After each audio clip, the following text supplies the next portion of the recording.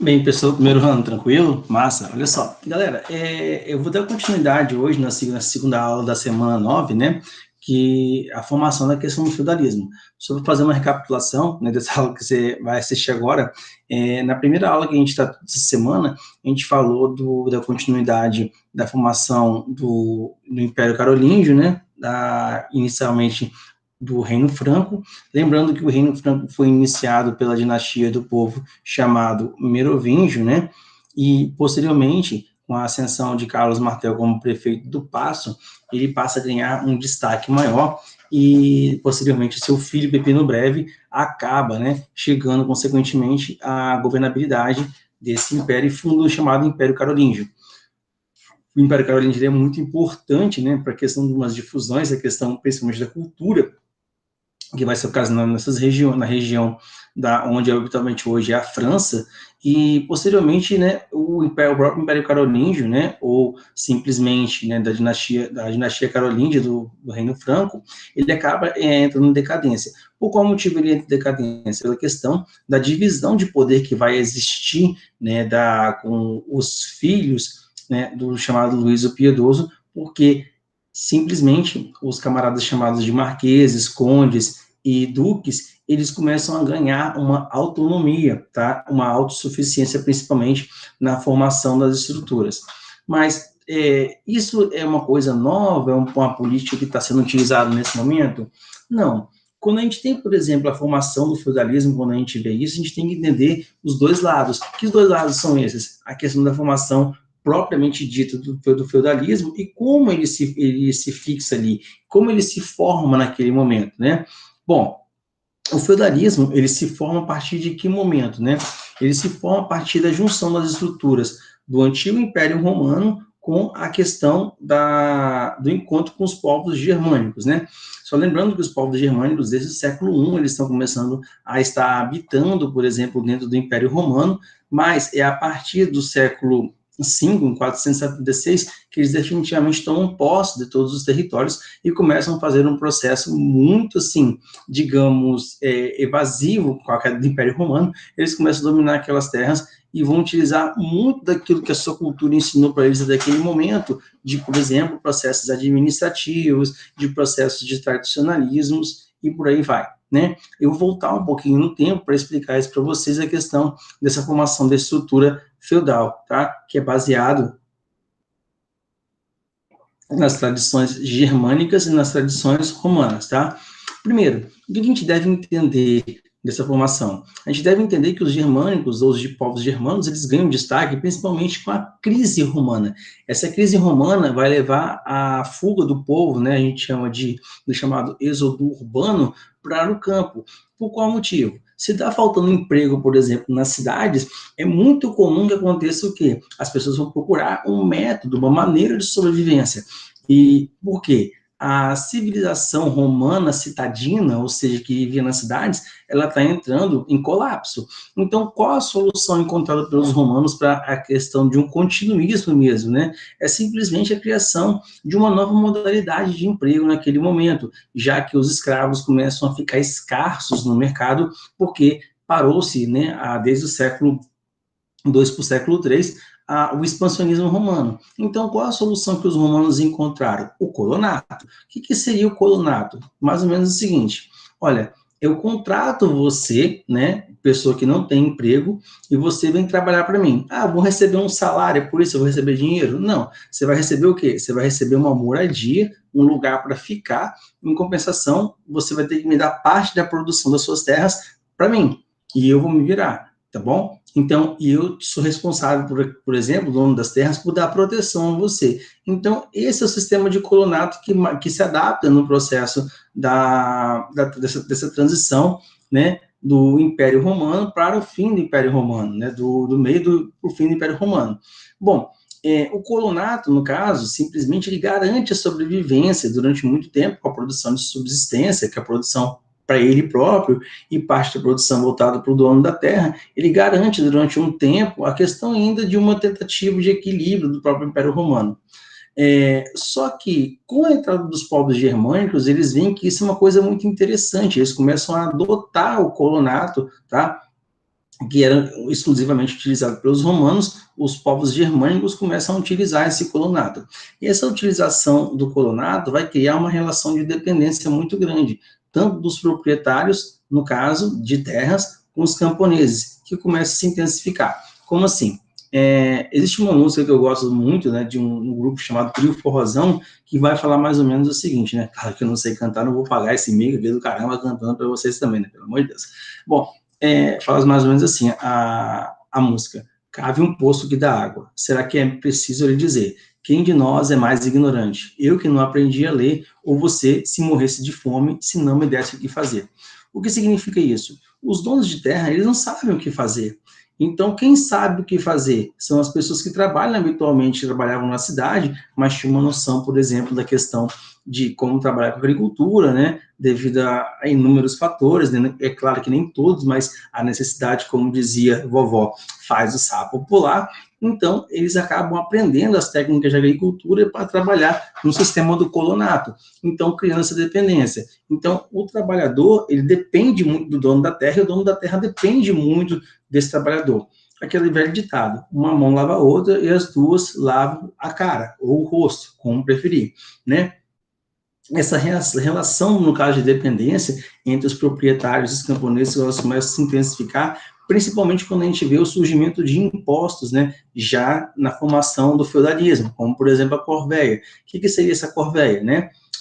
O servo, ele vai ter que trabalhar nas terras do senhor, chamado manso senhorial. É só você lembrar daquela atitude que, por exemplo, Carlos Magno teve, quando ele começou a querer dividir as terras, né, basicamente em três: no manso servil, no manso senhorial e no manso comunal. O manso comunal, como o próprio nome diz, comum, todo mundo pode utilizar, né? Então, essa ideia da corvéia, por exemplo, é uma ideia de muito perto do colonato. Então, é uma forma de pagamento, por exemplo, de imposto dos servos, já no feudalismo, está pagando para quem?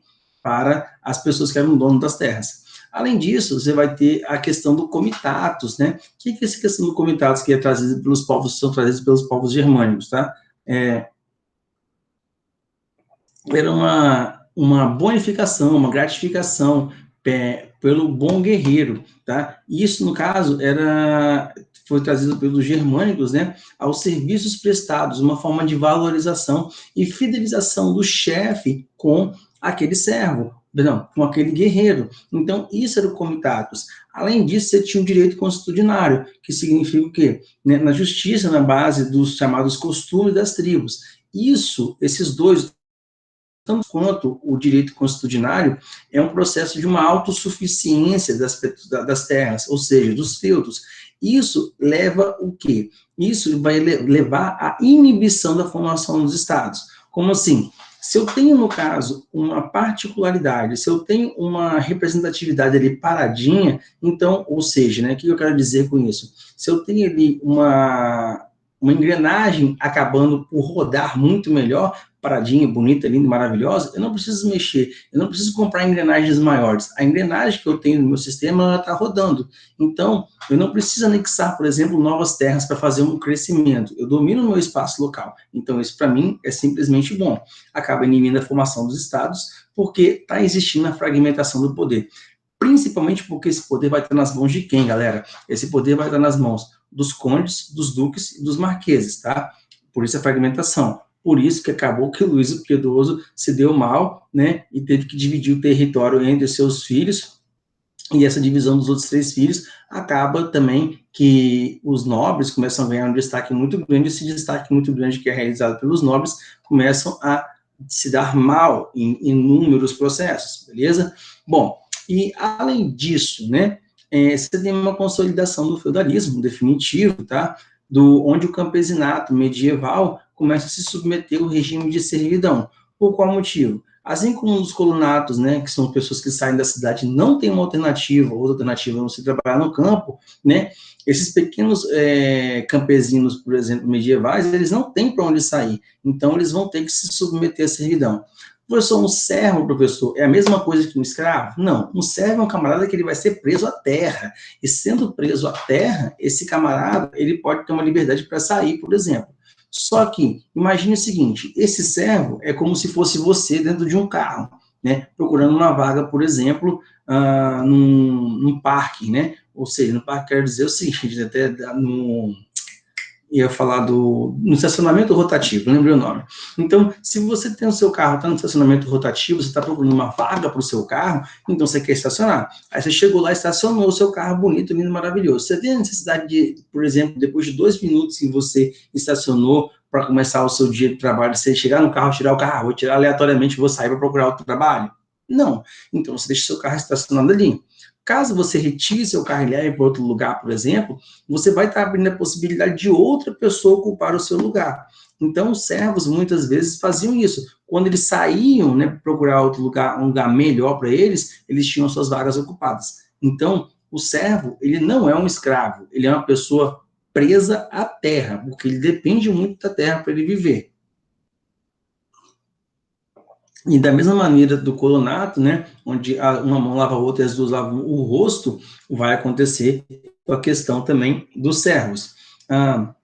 O que faz os servos também agravar essa questão de dependência dos servos aos senhores feudais, aos nobres, né? Principalmente na existência de órgãos públicos que serviam para fiscalizar e defender os servos, né? Bom, os senhores feudais eram sempre beneficiados, os homens livres, então, acabavam virando servos, porque não tinham o que comer, não tinham onde morar e não tinham quem os defendessem. Então, eles não conseguiam outra coisa, então ia depender, por exemplo, dentro dos feudos dos senhores feudais. O senhor feudal, por seu lado, ele vai acumular muitas funções, né? Lembrando que com a fragmentação do poder, ele acaba sendo o poder local. Naquela localidade ali, é ele que manda em todo o processo. Então, ele vai ter uma função militar muito forte, de um chefe militar, processo de fiscalização, porque o território é menor, de uma proteção, de uma cobrança de taxas. Lembrando, quanto menor o território que eu tenho que governar, é melhor para mim. É tipo um apartamento de 2 quartos, é muito mais fácil você arrumar do que uma casa, por exemplo, com 10, 15, 20 quartos. Então, por qual motivo? Porque você depende, né, de você mesmo para você arrumar esses 15 quartos. E você depende de você mesmo, de repente, para limpar os 2 quartos. Então, é muito mais rápido e mais fácil limpar 2 quartos, administrar um apartamento pequeno do que um apartamento muito grande ou uma casa muito grande. Então, é isso que o senhor feudal, nesse momento, está fazendo. Administrando, no caso, pequenos espaços. O que faz ele ter um sucesso muito grande, tem uma moral muito elevada. Mas e o papel, por exemplo, do rei? Galera, o papel do rei, nesse momento, é um poder muito fictício, porque ele depende muito do senhor feudal. O poder dele está muito fragmentado, né? Por isso que a gente fala que no feudalismo, quem manda todo o processo, basicamente, é o senhor feudal, né? Ou seja, aqueles antigos condes, duques e marqueses, tá? Aonde isso vai acontecer com mais evidência, tá? França, Suíça, Bélgica, Alemanha, norte da Itália. Aconteceu na Inglaterra também o feudalismo, professor? Aconteceu, só que lá o poder não se fragmentou, porque o poder era centralizado nas mãos de quem? Nas mãos do rei. A monarquia lá, ela era muito mais centralizada, ela era uma monarquia centralizada, né? E continuou durante muito tempo, tá? Bom, o que vai garantir, por exemplo, o direito desses camaradas, né? Durante muito tempo, uma outra instituição que vai fazer uma associação muito forte, né? Tanto com o Império Romano, tanto com os reinos francos, vai ser a Igreja Católica, que também vai se associar a esses nobres, tá? Bom, o papel da igreja era muito importante porque você tinha um papel da educação, na interpretação das escrituras sagradas, tá? Ela era dona de muitas terras, ela tinha um poder chamado poder material, que era o poder econômico e o poder político. O próprio cristianismo, como uma religião monoteísta, por exemplo, ela nasce do judaísmo na Palestina, que é uma região que durante muito tempo, principalmente na primeira fase, né, dos 70 anos do cristianismo, era de um domínio romano muito grande. O cristianismo, né, como se por si só, ele tem um caráter universal. Ele anuncia o processo da vida eterna de todas as pessoas que têm fé. Ele traz uma questão de uma postura muito pacífica. Exemplo, né, na questão das escrituras, amai-vos uns aos outros, assim como eu os amei. Não desejais, cobiçarás a mulher do próximo, não matarás. Então, todo esse processo é um processo de pacificação, ou seja, de uma paz pregada pela religiosidade cristã, tá? Isso tudo, né, nas palavras de Deus. qual a importância dessa religiosidade, por exemplo, lá no Império Romano? A gente tem a importância, por exemplo, do próprio Paulo de Tarso, que apesar de ser uma pessoa que conviveu, que viveu no mesmo período que Jesus Cristo, ele não chegou a conhecer, né? A gente diz que ele foi contemporâneo de Jesus Cristo, mas ele não conheceu Jesus Cristo, mas ele mesmo assim pregava a palavra de Deus. Por ser um romano, o que ele fazia? Ele simplesmente pegava e saía pelas estradas, falando, abordando sobre a palavra de Jesus Cristo para as outras pessoas, por acreditar muito naquilo. Ainda no Império Romano, por exemplo, o Constantino, ele acaba, né, com as perseguições em 313, mesmo porque também ele precisava de um apoio de algum tipo de instituição, porque Roma estava num processo de crise muito grande, e o cristianismo seria a saída dessa tentativa de unificação, essa tentativa de apoio ao governo de Constantino. Mais à frente, né, em 380, Teodósio, ele dá um chamado golpe muito principal em cima disso tudo. O que o Teodósio faz? O Teodósio fala o seguinte: olha, galera, a partir de agora, a religião oficial de Roma é o quê? É o cristianismo. Então, com isso, ele traz todas aquelas pessoas que haviam sido convertidas ao cristianismo para o lado dele, para o apoio. Em 325, vai rolar o Concílio de Nicéia, numa tentativa de Constantinopla igualar os patriarcas de Jerusalém, Alexandria, de Antioquia e de Roma. Só que, além disso, dessa questão de uma tentativa de igualar o processo dos patriarcas, que seriam as pessoas responsáveis diretamente por cada localidade da religiosidade, né? O Concílio de Nicéia aprova também a questão do dogma de que o Filho de Deus, que era Jesus Cristo, tem poderes iguais. Por qual motivo isso? Para combater as chamadas heresias, principalmente dos povos arianos, para preservar a unidade cristã, para você preservar também um conservadorismo muito grande, que era muito importante, principalmente voltado pelos os passos da pacificação e também da questão de uma estrutura familiar. Além disso, né, o patriarca de Roma, ele vê e não fica muito satisfeito com essa questão de ser igual aos outros patriarcas. Então, em 445, ele se senta e conversa com Valentino, né, que era um germânico, um descendente também dos romanos, e que, dessa questão dessa mesclagem, e publica o edito da supremacia,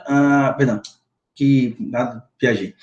Senta com Valentino III, né, e, no caso, publica o Edito da Supremacia Papal. Ou seja, o que ele quer fazer com isso? Ele quer colocar que Roma seja o centro de todo o processo.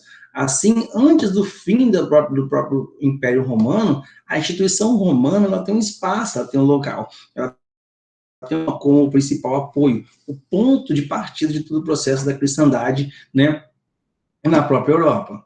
Os papas, né, se difundiram, por exemplo, principalmente, né, na Alta Idade Média, o cristianismo por meio dos imperadores francos, principalmente quando a gente tem a conversão de Clovis, a conversão, né, de Carlos Magno. Essas conversões trazem o quê? Formas para você juntar forças. Esse juntar forças significa o quê, galera? Esse juntar forças significa simplesmente que você vai ter um respaldo maior. Como eu sempre digo, se você tem um amigo, por exemplo, esse amigo que você procura, você vai procurar coisas que vão fazer o quê? Que vão trazer para você uma proximidade com esse seu amigo. Você não quer nada que possa manter um afastamento entre você e seu amigo. Então, essa proximidade, ela é muito importante. Por que ela é muito importante, né? Porque, como eu disse, se você quer uma pessoa amiga sua, você vai procurar afinidades e não diferenças. A Igreja Católica, ela quer uma amizade com os reis, ela quer uma amizade com os imperadores. Então, ela faz o quê? Desde o início do processo, né, da aceitação por Roma, da cristandade. Ela quer ter voz, vez e lugar, porque ela cresceu muito, mas ela tinha que se estabilizar. Ela não pode simplesmente perder as pernas, tá? Bom, quando eu falo disso, eu não estou falando que ser católico é ruim, tá? Ou não ser católico é ruim. Eu estou falando que as pessoas, elas utilizavam o nome da instituição cristã católica de maneira simplesmente para conseguir vantagens, conseguir estar em evidência no processo do poder, tá? Que era muito comum. Ah, mas os imperadores, os reis, então eles eram bobinhos, professor, então eles faziam isso porque eles simplesmente queriam agradar? Não, eles também queriam ter um respaldo. Como eu disse, quando você procura uma amizade, você procura quando você tem afinidades, esses camaradas também vão procurar o quê? Afinidade, tanto da religiosidade com a questão da administração política, quanto da administração política no respaldo da religiosidade, porque simplesmente as pessoas viam essa questão do tradicionalismo, enxergavam, né, a questão do fortalecimento religioso, principalmente porque é uma representatividade de Deus na Terra, né, o Papa, então era uma figura muito importante para as pessoas, para manter, digamos, um chamado conservadorismo, principalmente pautado nas questões familiares dessa época, beleza? E além disso, né, além disso, eu quero trazer para vocês também a questão simplesmente de que a religiosidade, por si só, ela tenta fazer um processo,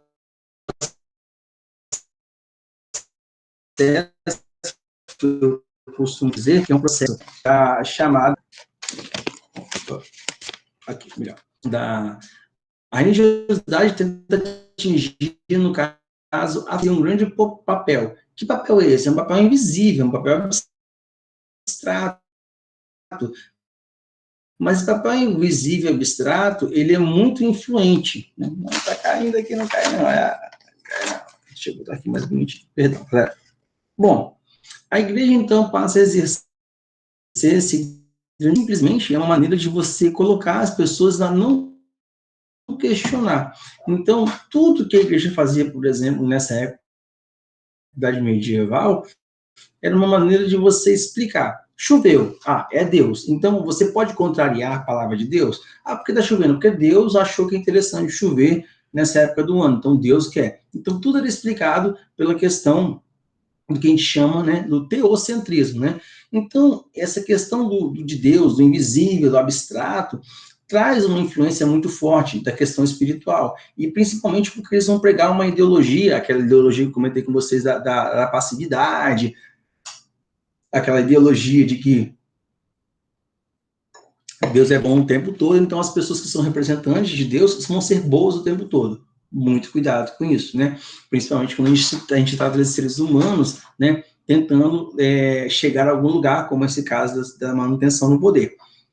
A vida das pessoas, então, passa a ser supervisionadas, né, pelas autoridades eclesiásticas, de inúmeras maneiras, né? Eles vigiavam muitas pessoas para que elas não pudessem sair do trilho, né, por exemplo, a questão da igreja ter o papel principal na questão da educação das pessoas. Só para você ter ideia, nas bibliotecas, muitas bibliotecas, por exemplo, as pessoas da igreja católica, para que outras pessoas não tivessem acesso às leituras, à questão da religiosidade, ou de outros, simplesmente outros livros, eles faziam o quê? Passavam venenos na ponta das páginas. E quando a pessoa passava a página, né, e passava o dedo na língua, acontecia o quê? Acontecia simplesmente que o veneno começava a ser digerido, né, pelas papilas gustativas, e acabava que as pessoas morriam, muitas vezes sem saber por quê. Isso era uma forma da igreja se guardar. Ela não queria que o conhecimento caísse nas mãos de outras pessoas, porque assim ela perderia parte do seu poder, né? É tipo, eu dou aula, eu sou professor de história, eu não quero que ninguém seja professor de história, ninguém ensine história, então eu não vou deixar ninguém ter acesso à história. Todo mundo que quiser conhecer a história, eu vou fazer questão de matar, né? Pelo amor de Deus, né? Vamos lá. Então, o conhecimento, né, como eu sempre digo, o conhecimento, para mim, é uma das coisas que a matemática não consegue explicar. É a única coisa que você divide e ela se multiplica. Bom, a igreja nessa época devia pensar assim, né, mas não pensava, infelizmente. A instituição, no caso da igreja, ela se consolida, né, durante todo esse processo, tanto é que tem 2020 anos, né, porque ela é muito organizada internamente, né, ela tem uma estrutura hierárquica muito forte, tá? O poder da igreja é um poder que você tem a questão do clero secular, além do clero secular que age, por exemplo, com padres, bispos, com congregações, então isso ajuda muito a igreja a expandir. Ela tem essa ideia do clero secular pautada na questão do Paulo de Tarso, né, que apesar de não conhecer Jesus Cristo, saiu pregando a palavra de Jesus Cristo por toda o Império Romano, né? Além disso, você tem a questão do poder temporal, que é esse poder, nesse momento, apoiado em cima dos imperadores e dos reis. Você tem também a questão do clero regular, que são pessoas que vivem dentro dos conventos, que vão estudar mais a palavra de Deus. Então, a educação desses camaradas, a educação dos monges, dos bispos, era muito importante, porque você precisava, principalmente, como eu disse, né, manter o foco de uma massa que única e exclusivamente com trabalhar, não devia se preocupar em outra coisa. E quem comanda tudo isso, né, são os governantes, como, por exemplo, na questão da chamada da transição da alta para a baixa idade média, principalmente os chamados senhores feudais. Então, você vai ver esse forte, mas essa galera é o quê? É composta principalmente por pessoas que são pessoas que estão ligadas diretamente ao poder da nobreza, beleza? Bom, o que acontece, galera? Além disso, né, eu quero mostrar para vocês, né, uma coisa que eu preparei umas imagens, são poucas imagens, mas só para você entender essa questão do tamanho do chamado, que foi o último império do Reino Franco. Aqui você tem, por exemplo, desde a França até a Alemanha, e pedaços, e a parte muito grande da Itália. Isso mostra o quê? Que o cristianismo também atua em toda essa área desse império. Isso mostra o tamanho, a grandiosidade, né, tanto do cristianismo quanto do Império Carolíngio. Mas lembrando que o Império Carolíngio ele sofreu com o processo da fragmentação, da divisão. Para você ter ideia dessa importância, né, era muito normal que tanto os reis, no caso, aqui no caso Clovis, que era o rei dos francos, que era da dinastia merovingia, e assim como Carlos Magno, que era o rei dos francos, mas da dinastia carolíngia, eles façam o quê? Eles façam aparições e coloquem, por exemplo, a igreja no papel da coroação, a igreja no papel de, ó, Deus está escolhendo você para conduzir o seu povo, o que era muito importante para eles nesse momento.